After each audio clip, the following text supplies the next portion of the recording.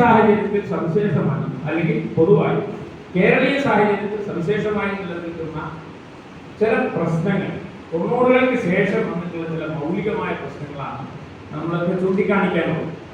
അതുകൊണ്ട് ആ ചൂണ്ടിക്കാണിക്കുമ്പോൾ അതിന് നമ്മൾ എവിടെയാണ് അന്വേഷിക്കേണ്ടത് എന്നത് പ്രധാനപ്പെട്ട കാര്യം. അപ്പൊ സംസ്കാരം എന്ന് നമ്മൾ പറയുമ്പോൾ അതൊരു ജീവിത മാതൃക എന്നല്ല അതിനർത്ഥം.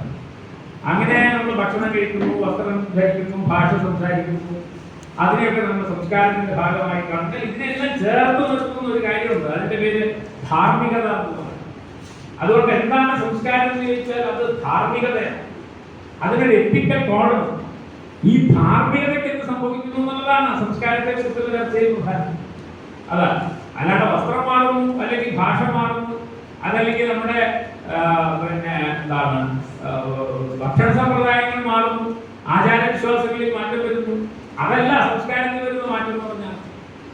അതിനെല്ലാം ചേർത്ത് നിർത്തുന്ന ഒരു എത്തിക്കൽ കോഡ് എന്ന് പറയുന്നത് ധാർമ്മികമായിട്ടുള്ള മൂല്യബോധം. ആ മൂല്യബോധത്തിന് എന്താണ് സംഭവിക്കുന്നത് എന്നതാണ് ഈ സാംസ്കാരിക പ്രശ്നം. അതുകൊണ്ട് കൾച്ചറൽ ഇഷ്യൂ എന്ന് പറഞ്ഞു കഴിഞ്ഞാൽ അത് ഈ പറഞ്ഞ കൾച്ചറൽ വാല്യൂ, നമ്മൾ പറയുന്ന ഈ സാംസ്കാരിക മൂല്യം, ആ മൂല്യബോധം, ആ മൂല്യബോധത്തിന് എന്ത് സംഭവിക്കുന്നു എന്നതാണ് പ്രധാനപ്പെട്ട ചോദ്യം. അപ്പൊ ഞാൻ ഇതിനകത്ത് പറയാൻ ശ്രമിക്കുന്ന ഒരു കാര്യം, ഈ സംസ്കാരത്തിന്റെ വൈവിധ്യങ്ങളെ സംരക്ഷിക്കാനൊന്നും നമ്മളെ കൊണ്ട് കഴിയുന്ന കാര്യം.